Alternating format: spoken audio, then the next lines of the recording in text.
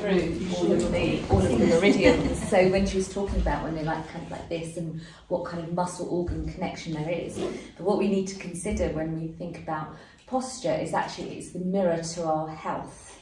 So when people are sitting uncomfortable, they walk in to see us and they're walking in like this and thinking, I'm already thinking, they've probably got stomach issues, or they've got frozen shoulder, they aren't able to lift their arm properly. Again, it's that neural pathway connection, like Claire touched on earlier. We have what we call the intervertebral foraminals, the holes in the spines that have got the nerve bundles, which is that muscle organ connection that makes us feel like people come in and think we're a bit witchy, don't they? Because we know exactly where it's coming from, or they're not even telling us necessarily about their diet, they've just come in like that and they go, or have you been eating a lot of sugar lately?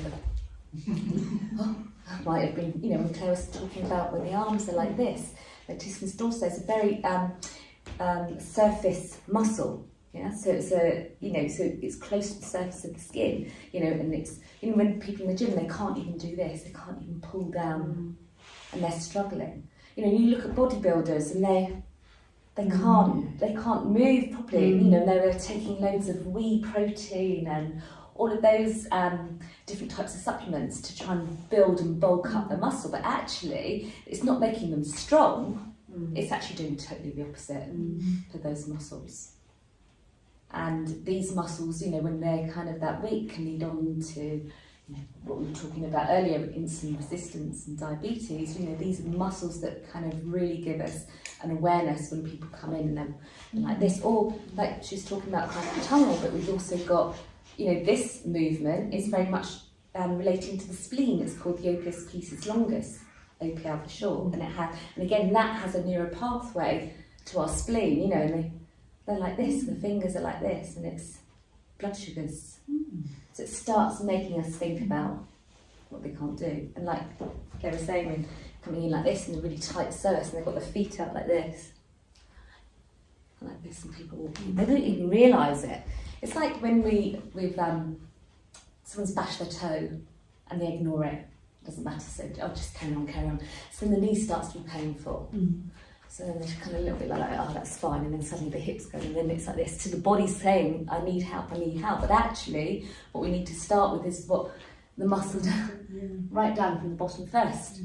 The body wants to be fixed in a certain order as well. So again, back pain, quadriceps lamborum out here, and people are literally slumping, or they're sitting in their seat, they're sitting in the chair, and they can't actually sit upright. They're literally sitting down in their hips. So again, it's that, people on their phones, today everything's like this, isn't it?